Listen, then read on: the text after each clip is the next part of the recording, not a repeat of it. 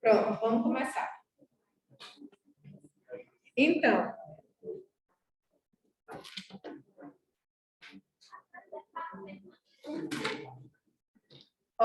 a aula de hoje é sobre fisiologia endócrina, é isso? Então, quais são os objetivos dessa aula de agora? Compreender a função dos hormônios na comunicação celular, conhecer as formas de produção, secreção e depuração dos diferentes tipos de hormônios e entender como os hormônios atuam apenas no tecido-alvo e compreender as formas de controle dos hormônios através do eixo hipotálamo, hipófise, glândulas periféricas. Bom, o sistema endócrino, ele é responsável por praticamente tudo o que acontece no nosso organismo, né? Então, aqui tem alguns exemplos. Nós temos o metabolismo corporal, o crescimento, reprodução e comportamento. Como assim, prof? Existe um hormônio que é muito importante, que é o hormônio da tireoide, que ele dá ritmo... vou deixar aqui. Ele dá ritmo à velocidade das nossas reações químicas, do nosso metabolismo. Ou seja, se a pessoa tem muito hormônio da tireoide, tem aí o hipertireoidismo, por exemplo, o metabolismo dela está acelerado, né? Ela não consegue dormir direito, está agitada, tem uma tendência a emagrecer, porque a reação metabólica do corpo dela está muito acelerada. Se há uma redução na quantidade, na concentração desse hormônio, a pessoa fica lenta, ela fica sonolenta, né? Fica menos reativa, fica com cansaço, porque o metabolismo dela está lento, está devagar. Então, quem dá o ritmo ao nosso metabolismo é o hormônio da tireoide. Tem que engordar, né? Tende a engordar o Igor. Crescimento. Né? Então, nós temos o hormônio do crescimento, que é responsável pelo nosso crescimento, principalmente durante a puberdade. Reprodução. Então, o assunto que a gente vai ver até na próxima aula. Então, nós temos aí os hormônios que são responsáveis pelas características sexuais secundárias. Então, quando a menina começa a desenvolver as mamas, quando o quadril começa a aumentar, quando os meninos começam a ganhar músculo, né, pelos, enfim. Então, isso tudo faz parte da reprodução para poder atrair né, o sexo oposto e aí ter a prole, né, responsável pela perpetuação da espécie. Comportamento, até o nosso comportamento, até os nossos pensamentos, os hormônios, eles estão ali influenciando os nossos pensamentos. Então, por exemplo, uma pessoa que ela é mais deprimida, depressiva, pessimista, então, ela pode ter uma questão psicológica, sim, né, social, que está interferindo nesse comportamento dela, mas pode também ser uma questão fisiológica.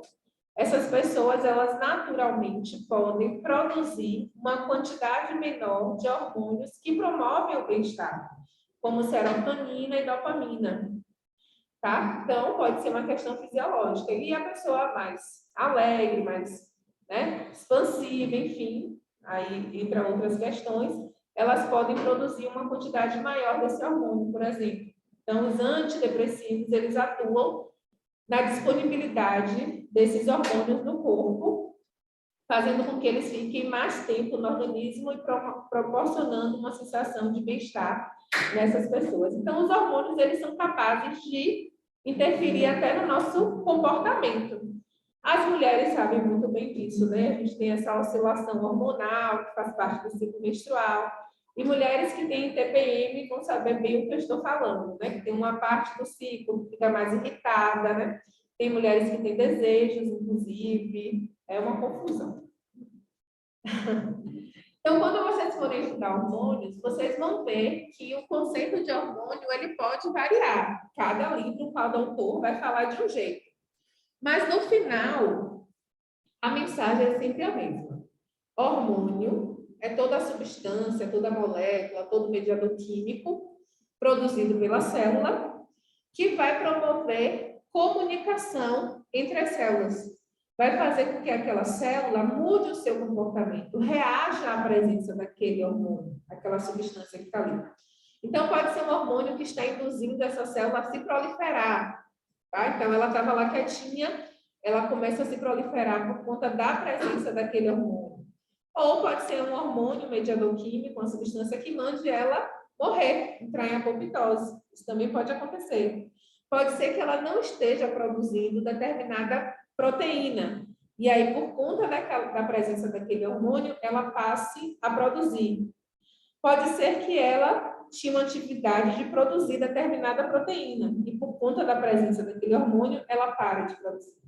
Então, sempre ela vai mudar o seu comportamento mediante a presença de um hormônio. Então, aqui tem dois conceitos que dizem praticamente a mesma coisa que eu acabei de falar. Hormônio, substância que estimula, inibe ou provoca algum tipo de reação em determinada região do organismo. Não é o que eu falei? Hormônio, molécula sinalizadora ou substância química que regula e coordena várias funções biológicas do organismo. Então, sempre vai ser uma comunicação, um sinal, uma mensagem que vai ser enviada e vai ser reconhecida pela célula, e essa célula vai responder a esse sinal, a esse comando. Pronto. Existe um conceito clássico de hormônios, um conceito antigo, que é o seguinte: hormônio é toda substância produzida pela glândula e que é liberada na corrente sanguínea. Então, esse é o conceito clássico de hormônio, substância produzida por glândulas liberadas na corrente sanguínea. No entanto, com o avanço dos estudos, já se sabe que qualquer célula, independente se ela for glandular ou não, ela é capaz de produzir um hormônio, ela é capaz de se comunicar com a outra célula, tá? Então, pode ser uma célula que é epitelial da nossa pele, pode ser uma célula de qualquer lugar que não é necessariamente uma glândula, ela pode se comunicar com outra célula, tá? E aí, pensando em glândula, tecidos glandulares têm essa especialidade. Então, o tecido glandular, ele foi desenvolvido para produzir hormônio. No entanto, outras células do corpo que não pertencem ao tecido glandular têm essa capacidade. Mas aí, pensando em glândulas, as glândulas podem ser endócrinas, exócrinas ou mistas. O que é uma glândula exócrina? É uma glândula que secreta substâncias para fora do corpo. Então, exemplo, glândulas sudoríparas, glândulas salivares, elas vão ter em sua estrutura ductos que vai fazer com que as substâncias sejam liberadas em uma superfície do corpo, em uma cavidade. Está vendo aqui? Isso aqui é um ducto, tá? Liberando esse hormônio. Pertence a uma glândula exócrina. E aqui do lado, eu vou ter a ilustração de um tecido endócrino. E o que é endócrino? É toda a glândula que despeja o seu hormônio, né? Libera o seu hormônio, envia o seu hormônio para dentro de um vaso sanguíneo, de um capilar, não foi isso que a gente viu na aula passada? Que é o capilar que recolhe substâncias do tecido e é o capilar também que nutre esse tecido. Então, toda glândula, para liberar esse hormônio que ela produz, ela precisa, então, ser altamente vascularizada. Porque é essa via, é através desses capilares, desses vasos sanguíneos, que essas glândulas elas vão conseguir liberar o produto dela, liberar o hormônio. Então, aqui tem um exemplo, ó. Glândula da tireoide, que vai produzir os hormônios da tireoide T3 e T4. Então, é uma glândula que ela é altamente vascularizada. Ela precisa que esses hormônios entrem nos capilares para seguir pelas vênulas, pelas veias, coração, pulmão, coração de novo, artérias e circular pelo sangue, pelo corpo, como a gente viu na aula passada, o funcionamento do corpo inteiro. Certo. E quais as vias de sinalização do hormônio? Ou seja, como é que esse hormônio chega até a célula que vai receber a mensagem? Através de 4 vias. A via de sinalização endócrina, que é quando o hormônio é produzido em uma região e atua em uma região distante de onde ele foi produzido. Para tanto, esse hormônio ele precisa entrar no vaso sanguíneo, ele precisa atravessar as células endoteliais e entrar nos capilares, no fluxo sanguíneo, para ser distribuído pelo corpo e atuar em uma glândula distante. Exemplo, a nossa cabeça, o nosso cérebro, né? Nós temos lá o eixo hipotálamo hipófise, nossa cabeça, na tal região. A gente produz hormônios que vão atuar em diversas partes do corpo. Então, tem que ter ali uma certa capilaridade para poder recolher aqueles hormônios e fazer com que ele atue, por exemplo, no ovário, que é o conteúdo da nossa próxima aula. Então, aí eu tenho uma via de sinalização endócrina, não pode ser parácrina. Porque onde é que está o hipotálamo, onde é que está o ovário? Distante. Então, essa via de sinalização, ela só pode ser endócrina. Certamente. A gente vai ver aqui nos 2 últimos slides sobre isso. Certo?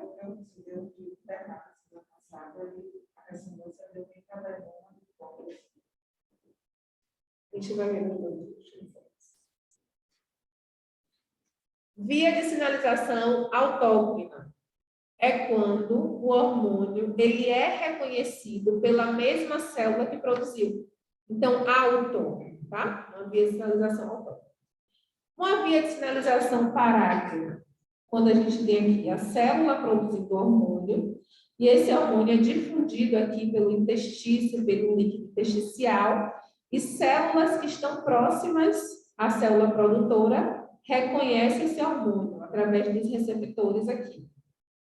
Nesse caso, esses hormônios precisam ser enviados para a corrente sanguínea para poder alcançar essas células que estão próximas, sim ou não? Não, de jeito nenhum, porque está aqui pertinho. Diferente da endócrina que a gente falou, que necessariamente precisa entrar no vaso sanguíneo. Oi. Como é a definição? De qual? De qual? Parácrina? Parácrina é quando a célula que reconhece o hormônio está próxima à célula produtora do hormônio. E nessa via de sinalização, não é necessário que esse hormônio entre na corrente sanguínea para poder reagir com a célula que está próximo ao local onde esse hormônio foi produzido.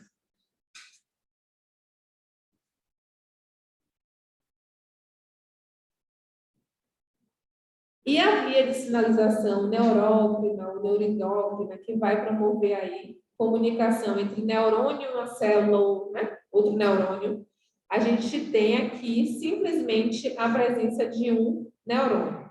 Então, se tem um neurônio envolvido, simplesmente pelo fato de ser o neurônio que produz o hormônio, a gente tem uma via aí neurócrina ou endócrina.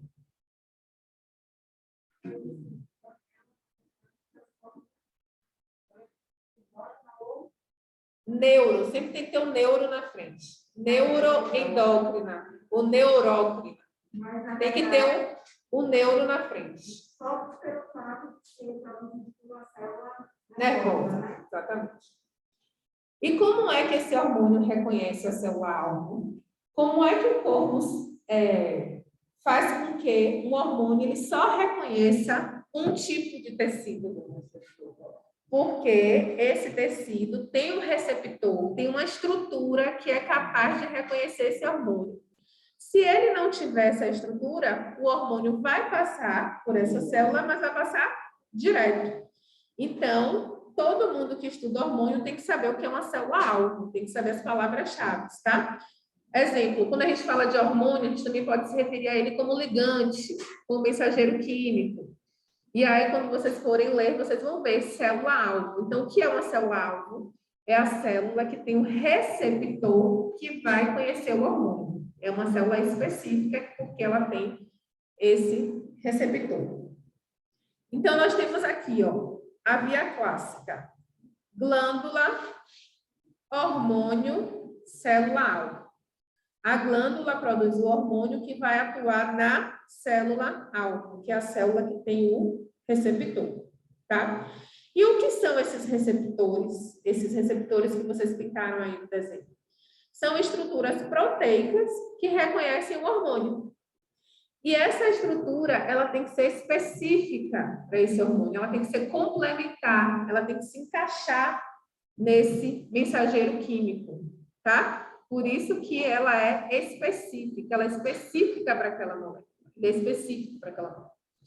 E além disso, ele tem que ter uma força de atração, como se fosse um ímã. Então, além de encaixar, também tem que ter uma força de ligação para poder promover a reação, tá certo? Então, receptores são estruturas proteicas que devem ter uma alta especificidade, uma alta afinidade ao hormônio que vai se ligar a ele, tá? Mas, além disso, esse hormônio, ou seja, o complexo ligante-receptor, o complexo hormônio-receptor, tem que promover uma resposta. Não basta só se ligar, tem que promover uma resposta. E essa resposta, ela é promovida por conta da mudança de conformação do receptor. Como assim, prof? Na bioquímica, a gente fala assim, mudança de conformação, porque mudou o formato. Então, quando teve essa ligação do hormônio com o receptor, esse receptor ele muda um pouco o seu formato e a gente chama de alteração de conformação, mudanças conformacionais, mudou o seu formato. E por conta disso, vias intracelulares, vias metabólicas são ativadas e essa célula vai fazer alguma coisa que ela não fazia ou ela vai parar de fazer alguma coisa que ela estava fazendo. Ou seja, ela vai mudar o comportamento dela. Ela vai expressar uma proteína que ela não expressava, ela vai abrir canais que estavam fechados, enfim, tem uma variedade de reações que podem acontecer nesta célula por conta do hormônio que ela reconheceu. Então, os receptores são proteínas com alta especificidade e afinidade ao hormônio, e após se ligar, os hormônios provocam mudanças conformacionais que desencadeiam reações. Tá certo? Onde o receptor pode ser encontrado? Esse receptor, essa estrutura proteica, ela pode ser encontrada em alguns locais na célula. Como assim, prof? O receptor, ele pode estar na membrana celular, ou seja, na bicamada lipídica, aqui na parte na porção mais externa, ou também ele pode estar dentro da célula, tá? No citoplasma ou no núcleo. Por exemplo, hormônios da tireoide têm os seus receptores no núcleo da célula. Os hormônios da tireoide conseguem atravessar a membrana plasmática, atravessar o citoplasma e entrar no núcleo para ativar a expressão gênica de alguma proteína. Outros hormônios têm receptor mesmo no citoplasma. Hormônios esteroides. Estrogênio, progesterona, que a gente vai ver na próxima aula, por exemplo. E alguns hormônios não conseguem atravessar a membrana plasmática. Então, se ele não consegue atravessar a membrana, o receptor dele tem que estar na parte externa, na membrana. E se ele não consegue atravessar, ele não consegue mandar o recado. Ele não consegue dar a mensagem. Então, ele vai precisar o quê? De segundos mensageiros. Ou seja, o hormônio que tem um receptor na membrana celular, ele vai gerar segundos mensageiros. E alguém que chegou aqui na porta não pode entrar para dar o recado. Eu vou lá, ouço o que ela quer dizer para vocês e dou o recado. Então, eu sou a segunda mensageira e a pessoa que veio aqui trazer o recado seria esse hormônio. Fique em pé. Tá? O que é que vai determinar se o hormônio ele tem um receptor na membrana plasmática ou dentro da célula? A natureza química deste hormônio. E como reconhecer a natureza química do hormônio? Então, os hormônios podem ser do tipo esteroides, peptídicos ou proteicos, ou amínicos. Os hormônios esteroides, eles são derivados do colesterol. Então, eles têm propriedades lipossolúveis, que são lipídicos. Então, os hormônios esteroides, eles são derivados do colesterol e, por isso, eles são lipossolúveis. Vocês acham que ele vai conseguir atravessar a membrana plasmática? Com certeza, né? Ele vai conseguir atravessar a membrana plasmática. Então, nesse caso, o receptor dele vai ser na membrana ou dentro da célula? Dentro da célula. Perfeito. Além disso, esses hormônios esteroides, eles precisam circular no nosso corpo. Só que pense que ele é lipossolúvel, ele é lipossolúvel. Ele é hidrofóbico. Ele tem medo da água, ele não se relaciona bem com a água, não interage com a água. Então, como é que ele vai ser transportado no sangue? Ele precisa ser distribuído pela circulação. Nesse caso, esse tipo de hormônio precisa de proteínas transportadoras.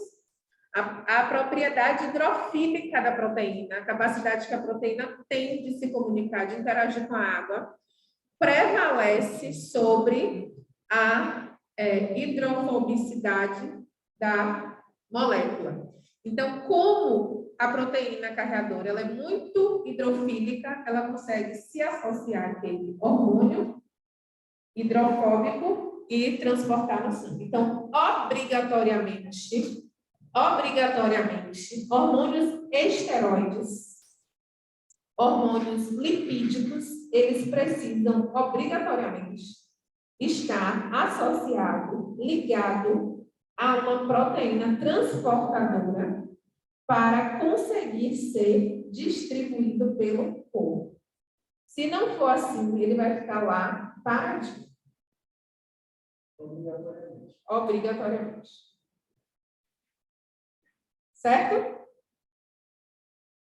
Agora, os hormônios proteicos ou peptídicos. A maioria dos nossos hormônios são dessa natureza. Eles são sintetizados na forma de pré-pro-hormônio, ou seja, uma molécula mais grande, ainda muito rudimentar, que ainda precisa ser, entre aspas, lapidada, né? Elaborada, amadurecida. Aí a gente tem um pré-pro-hormônio, como se fosse a fase embriológica, né, desse hormônio. Ele começa a ser produzido no retículo endoplasmático rugoso, e à medida que ele vai sendo direcionado para o complexo de Golgi, ele vai sofrendo modificações. Então, se ele está aí já sofrendo modificações, digamos que em um estágio intermediário de sua produção, a gente teria o pró-hormônio. E o hormônio todo finalizado, a gente tem aí o hormônio propriamente dito. Como exemplo aqui na imagem, a gente tem a insulina. Nesse estágio aqui, ela está na forma de pró-insulina, porque ela tem essa partezinha aqui azul, que é o peptídeo C, e nós temos a parte vermelha, que é a insulina prontinha. Só que, assim, junto com o peptídeo C, ela não funciona. Ela só vai funcionar quando o peptídeo C sair dela e aí ela vai estar livre para funcionar. Então, ela precisa liberar esse peptídeo C para se tornar um hormônio, de fato, funcionante. Como os hormônios peptídicos e proteicos, eles normalmente têm uma boa interação com o meio aquoso, esses hormônios não precisam de transportadores, de proteínas transportadoras. Então, eles podem estar livres no sangue, sem necessariamente ter uma proteína ali carreando, transportando eles. Mas eles podem também estar associados a uma proteína carreadora. Então, eles não são obrigados, não tem aquela obrigatoriedade, porque eles têm uma interação boa com a água, mas isso também não impede que uma proteína transporte ele. Ok?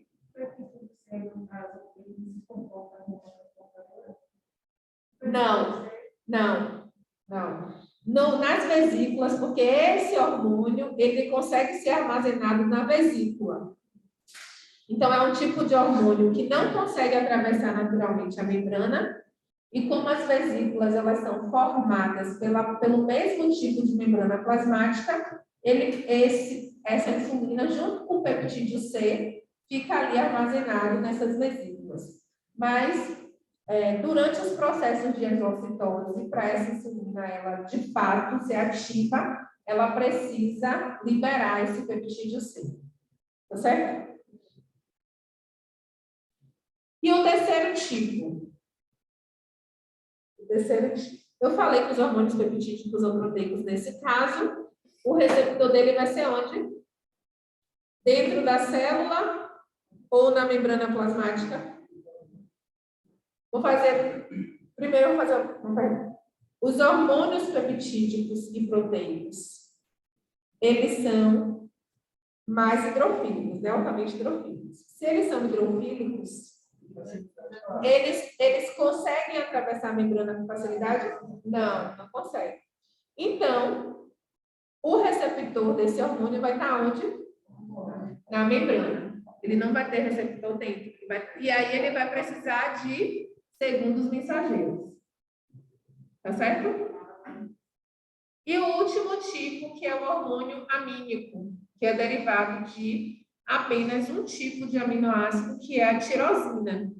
Então, aqui nós temos, ó, o hormônio da tireoide, que é esse daqui, que tem duas tirosinas, tá? Duas tirosinas, com 4 iodos. 1, 2, 3, 4. Então, esse daqui é o T4. É um hormônio do tipo amínico, porque ele só tem um tipo de aminoácido, que é a tirosina. O T3 também é um hormônio amínico, porque ele é formado por 2 tirosinas e 3 iodos, por isso que ele é T3. E nós temos as catecolaminas, então norepinefrina, epinefrina, dopamina, todos esses hormônios, todos esses mediadores químicos, né? Eles possuem em comum uma estrutura em comum, que é um tipo só de aminoácido, que é a tirosina. Então, para o hormônio ser amínico, ele precisa ter apenas tirosina como o aminoácido da sua composição. Sendo que o hormônio da tireoide, ele é hidrofóbico. Ele consegue atravessar a membrana e ele tem o seu receptor no núcleo da célula. Enquanto essas outras catecolaminas aqui, elas são hidrofílicas, elas conseguem ser distribuídas pelo corpo, e isso por conta da organização aqui desses átomos que estão conjugados à molécula, aí vocês vão ver na bioquímica melhor. Ok? E aí esse hormônio ele é produzido, mas ele também tem que ser depurado. Depuração significa limpeza. Então, depois dele exercer sua atividade, o corpo tem que inibir a atividade dele, utilizar para outras coisas, enfim. Então, existem 3 formas aqui de depuração, de limpeza desses hormônios do nosso organismo. Então, esses hormônios, eles podem ser retirados do nosso corpo através da endocitose, ou seja, da absorção, né, através de vesículas, ele está ali grudado, na membrana, e aí essa vesícula vai ser formada, vai entrar na célula. Esse hormônio vai ser digerido, vai ser degradado, pode ser reutilizado para a célula para outra coisa, os aminoácidos dele, por exemplo, né, se ele for peptídeo. E aí pronto, acabou. Então, é uma forma de depurar os hormônios, através da endocitose. A célula absorve esse hormônio que está ligado à membrana plasmática. Uma outra forma de depuração é através dos rins. Então, os rins, eles têm um papel muito importante, porque eles filtram a urina, filtram o sangue. Então, nesse processo de filtração glomerular, ele pode também eliminar hormônios através da urina. Então, é uma outra forma de eliminar hormônios é através da urina. E a terceira forma de eliminar hormônio é através do tubo digestivo. Como o fígado, ele pode recolher esse hormônio, normalmente hormônios esteroides, ele recolhe esse hormônio, metaboliza, envia para a vesícula biliar. E eles ficam aqui guardadinhos, fazendo parte da bile. E aí, quando nós consumimos gordura, alimentos, né, gordurosos, essa bile ela é liberada dentro do tubo digestivo e esses hormônios que foram armazenados na bile, ele é liberado no corpo através das fezes. Então, 3 tipos de depuração: endocitose, através da urina e através das fezes. Então, o hormônio vai ficar dentro da bile e depois vai ser eliminado através das fezes. Ele vai fazer parte da bile. Vai ser armazenado na vesícula biliar. Mas para ele ser liberado, necessariamente precisa dessa gordura? A gente normalmente só libera a bile quando a gente consome gordura, que é ela que é responsável pela digestão das gorduras. Tá certo? E agora, como o sistema nervoso central controla a secreção dos hormônios? Como é que o nosso sistema nervoso central controla a secreção desses hormônios? Então, vamos lá. Devagarzinho aqui, ó. Sistema hipotálamo e hipófise.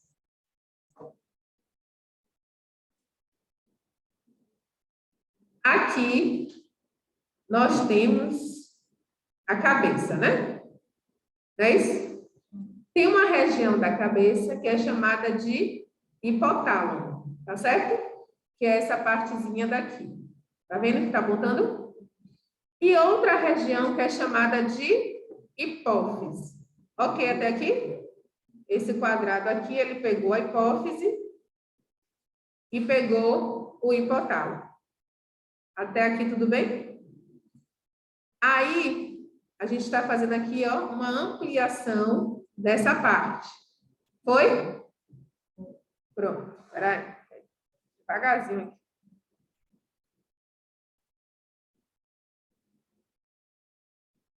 Pronto. Então, hipotálamo aqui em cima, hipófise aqui embaixo, tá? Sendo que a hipófise, ela é dividida em 2 partes. A hipófise anterior e a hipófise posterior, certo? Ok? A hipófise anterior e a hipófise posterior. Então, vamos primeiro estudar a relação do hipotálamo com a hipófise posterior, ok? Percebam que essas células nervosas aqui, verdinhas, esses neurônios, tá vendo? Eles se projetam para a neurohipófise, não é isso? Então, eles começam no hipotálamo e terminam na neurohipófise. Essas células, elas produzem hormônios. E esses hormônios são liberados aqui, nos terminais axonais. Tá? Então, os hormônios liberados pela neurohipófise, eles são produzidos no hipotálamo. Tá? Então, os hormônios liberados pela neurohipófise são produzidos no hipotálamo. Então, a neurohipófise, ela secreta hormônio, ela libera, mas ela não produz. Então, ela é uma glândula que é dita falsa, porque o hormônio que ela libera não foi ela que produziu. Quem produz, não foi produzido nela, foi produzido no hipotálamo, que é a ocitocina e a vasopressina. É só até aqui que a gente precisa saber nesse momento, ok? Agora, a gente vai estudar a relação do hipotálamo com a adenohipófise, que é essa parte da frente, que também é chamada de hipófise anterior, tá certo? Percebam aqui, ó, que tem capilares, né? Eu falei que glândula é altamente capilarizada, então essa parte aqui da frente ela é altamente capilarizada, certo? Beleza. Aí vamos agora focar no neurônio lilás, tá certo? Esse neurônio lilás, localizado no hipotálamo, também produz um conjunto de hormônios. Tem células aqui que produzem um conjunto de hormônios. Só que percebam que, diferente do verde,